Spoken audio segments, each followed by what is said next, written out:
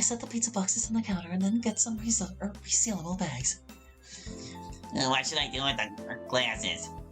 The dishes in the dishwasher are still dirty, so just put them in there, please. Okay. He opens the dishwasher and carefully places the glasses inside. While he does, I start putting the remaining pizza slices in the bags. Jean and I will most likely eat them before lunch tomorrow. Hey, before you put them all away, can I have one more slice? Of course, help yourself. He takes the last slice of pepperoni, sits down at the table and begins eating it. Siri comes in with the dirty napkins to throw them away. Hey, Yuri. Yes? Why don't you have any kids? The question hits me like a freight train. James, there's some... It's okay, Siri. I know he doesn't understand. Understand what? I don't even want to think about what he asked me, much less talk about it, but I can turn this into a life lesson for him. Besides, he's never asked me a personal question before. Maybe this will allow us to become closer. And that's more important than my discomfort. I sit down at the table next to him. Jean and I aren't able to have any. Some time ago, I got really sick. They had to do an operation to save my life. It left me unable to ever have kids on my own. I patiently wait for him to ask what I know he's going to next. Well, why don't you just adopt? There it is, right on cue, just like everyone else. We tried, but adopting is a lot harder than you think. And after the car accident, we couldn't afford it anymore. Oh, sorry. That's really sad. Yeah, it is. But that's just life. Sometimes it is sad, with people getting sick, hurt, or even dying. Or divorced. Yeah, or divorced. But life also has times of joy and happiness, too. Even simple things, like spending an evening eating pizza and playing games to get together. Even though you lost? I enjoy a challenge and you beat me fair and square. He grins. A word of advice, though. He looks at me questioningly. You shouldn't ask someone without kids why they don't. Why? Because there are only two answers to that question. The first being that they just don't want them, and you come across as rude for asking. The second being that they can't, like Jean and I, and it hurts to talk about it. Siri comfortingly puts her hand on my arm. I'm sorry, I didn't know. I try to smile at him. I know you didn't. That's why I'm telling you all this. It isn't something I normally talk about. Edward, give me back my book! The sound of Edward's laughter from the living room tells us he's trying to force Meredith into a game of keep away again. Sarah leaves the kitchen to go check on them. James resumes eating his pizza again. I start to get up to finish putting the other slices away. As I do, I see his face. He seems really troubled. Oh dear. It's a good thing you don't have kids of your own, since you just mess things up with them. I sit back down and put my arm around him to try to comfort him. You didn't do anything wrong by asking. He looks at me a little puzzled. You didn't know, and asking questions is how we learn. Normally, it's a good thing.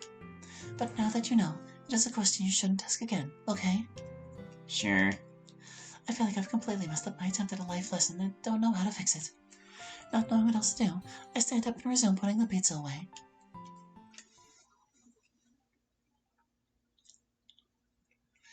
August, year 20.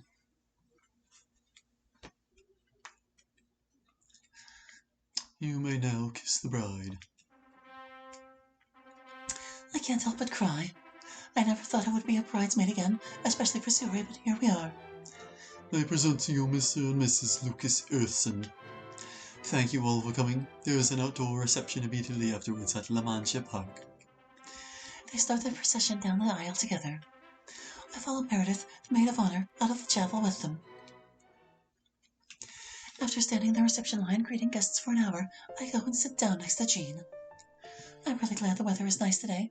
I was concerned when I found they had reserved an outdoor courtyard in a park for their reception. While rain this time of year isn't common, there is absolutely no shelter here if it had. The bridesmaids aren't supposed to upstage the bride at a wedding. But I didn't. I realize he's teasing me. I think you're biased. I kiss him. But thank you for the compliment. I was going to get some punch. Did you want me to get you some too? Yes, that would be nice. Oh, an alcoholic for me, please. I didn't really need to tell Jean that. He knows, it's just habit. I look over at Suri with her new husband. Her dress isn't one I would have chosen, but it looks great on her. I still can't help but think that style of suit looks like a school uniform, but I guess that's fashion. Nah, that's just running out of sprites. Gene returns with 2 plastic cups. He hands me one of them. Here you go, hun. Thank you, my love. I take a sip.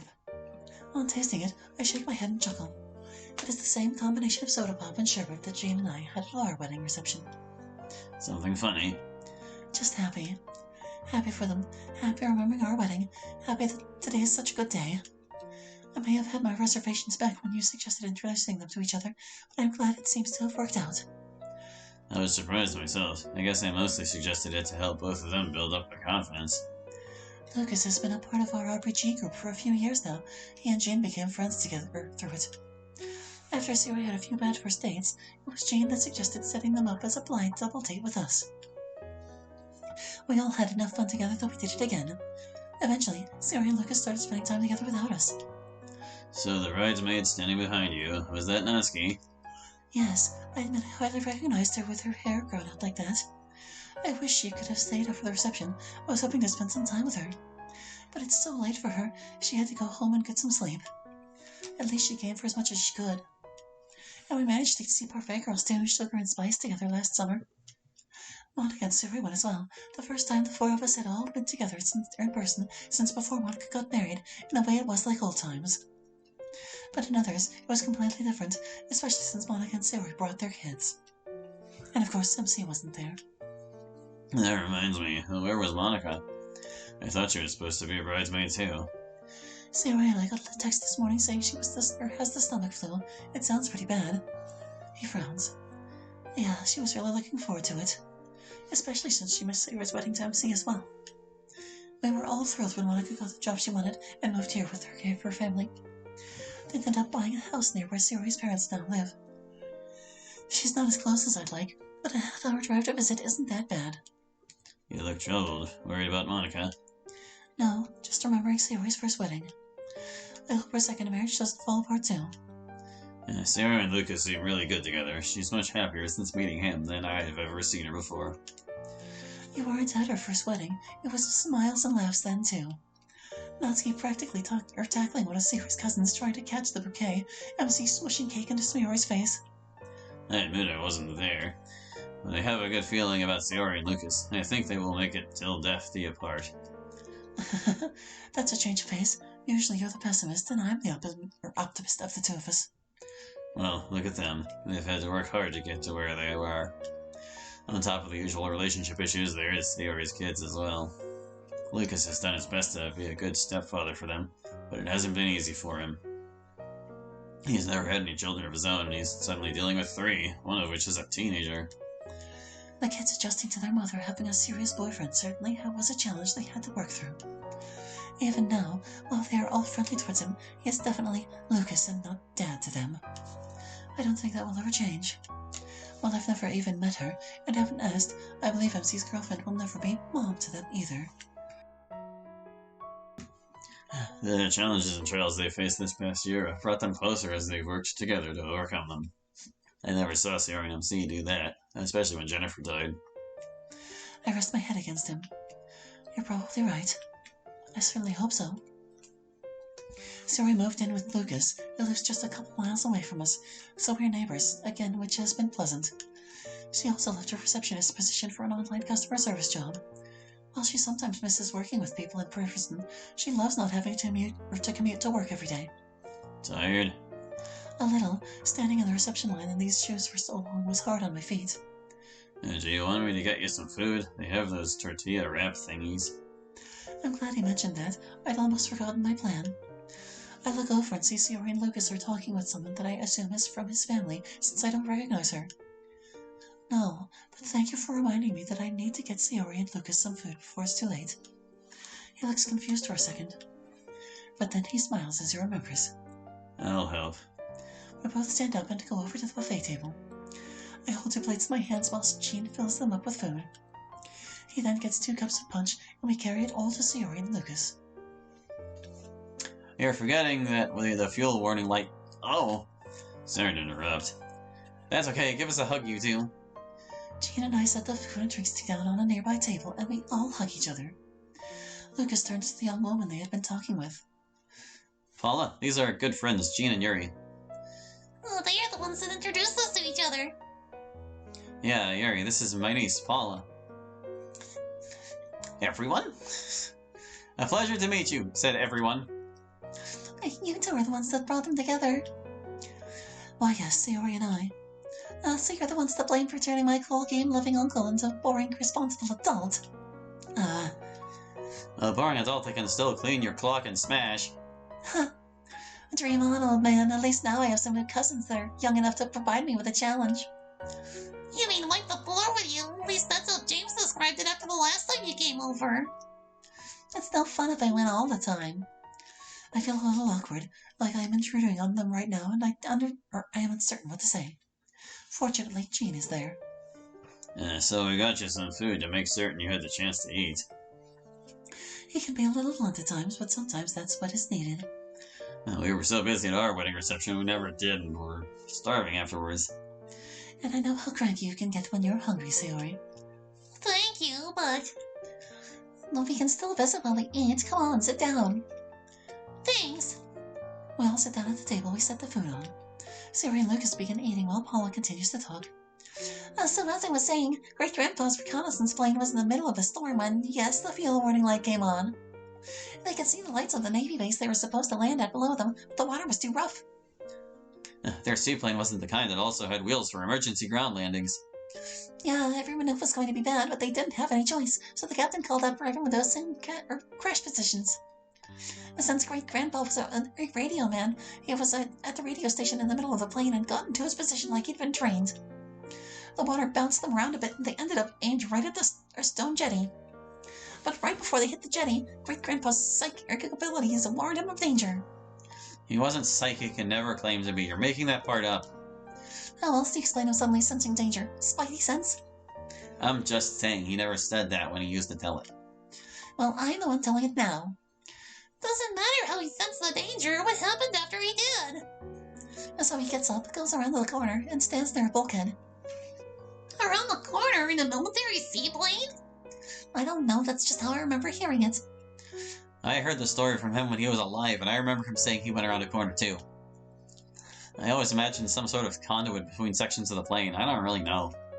So anyway, the plane crashes into the jetty, and of course he hits his head hard against the bulkhead because he wasn't where he was supposed to be. About the time he thinks to himself, getting out of my crash position was a pretty stupid thing to do, one of the propeller blades comes off. It flies clean through the body of the plane, right where he was sitting. It would have cut him in two if he'd stayed or still been there. That part is true. I have a picture of the plane crash among his old war stuff. You can see the missing blade and the giant gash it made. Yeah, that's just one example of our family's psychic powers. We're not psychic. We have literal witches in our family tree. Still not proof of psychic powers. My point of all this is that, even if he doesn't believe it, Lucas is psychic too. So if he ever has an impression about something, you should listen to it. Lucas sighs and shakes his head. You know, honey, there was that time you got a bad feeling about Meredith and her friend walking to the mall and insisted on driving them.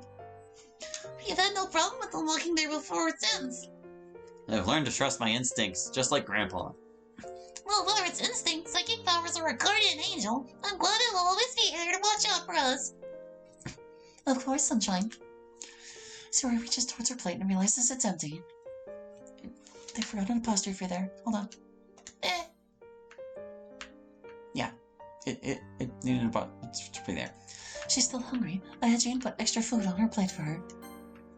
I wish I knew her secret for staying so thin despite how much she eats. My waistline has continued to grow despite my attempts at dieting. Here, I'll get you some more food soon. Thanks, I would really appreciate it. May I have your attention, please? It's time to cut the cake, so if the bride and groom can come up here, please. Never mind, I guess. Sayori and Lucas stand up and walk over to the table where the cake is. They watch as they clumsily hold the knife together to cut the cake. They manage to get a piece, which Lucas then cuts further so it is bite-sized. They both take a piece of cake and carefully put it in each other's mouth. I politely applaud along with the other guests. Oh, I think it's more fun when they make a mess. I think it's disrespectful when people do that. Paula shrugs her shoulders at me. If you say so, I'm going to get a piece before the line gets too long. It was a pleasure meeting you. And you as well. She stands up and goes to stand in the line that is forming. She's right. We should probably get in the line ourselves. I do want a piece of cake, but my feet are still sore and the line is already looks longer than I feel like standing. I think about it for a bit. Go ahead and get some if you want. I don't want any myself. Are you sure? I've already splurged enough for the day. I'll never shed these prawns if I don't at least try to switch my diet, or stick with my diet. He smiles at me. I love you. I know that is his way of telling me that he appreciates the fact I am trying to maintain my figure for him, but that he would still think I am beautiful even if I did become fat. I think I'll get some for myself, though. He starts to stand up but stumbles a little and then sits back down in the chair. Are you okay? I'm fine. My injury is starting to act up again. Do we need to go home? No, I just need to rest for a bit, and I think I'll be okay. I can go get your emergency cane out of the car if you want. No need. I'm just going to sit here for a while. Did you want me to get you some cake then? I'll have some if there's any left after the line has died down. Although if you can get me some more punch, I would appreciate it. Of course. Since everyone is in line for cake, there was no one at the punch bowl. After returning with some punch for the both of us, I decided to see how Monica is doing. Wedding was really nice. Reception is fun. Natsuki came. Wish you could have been there too. Or here too. Would have loved to have the old club back together again. Rico here! Oh, I guess it's Rico. Rico here. Monica's busy, sorry. Oh, is she feeling better? She's in the bathroom throwing up her toenails. And I think we're coming down with it too. Do you need us to get you anything? Medicine, maybe some ginger tea? You don't need to drive all the way out here for that. It's not a problem. Thanks for offer, but we'll be fine. We'll be fine. Okay. Jean looks at me questioningly as I put my phone away. Just checking on Monica. Rikuo says she's still vomiting. Do they need any help? Rikuo said no. We hear a commotion from the far end of the park's courtyard we're in. Looking over, I see that Tori is getting ready to throw the bouquet. I remember when I used to try to catch it with the other girls. Despite my height, I never did. I watch as Tori throws it behind her and a young woman I don't recognize snatches it out of the air. I was always disappointed when I didn't catch the bouquet. I look over at Jean and smile. But in hindsight, I didn't need it. You know, the bride and groom will have the first dance. I turn my chair to watch. People move out of the way as Sayori and Lucas take each other in their arms. They begin to dance a classic waltz. They dance alone together for a while.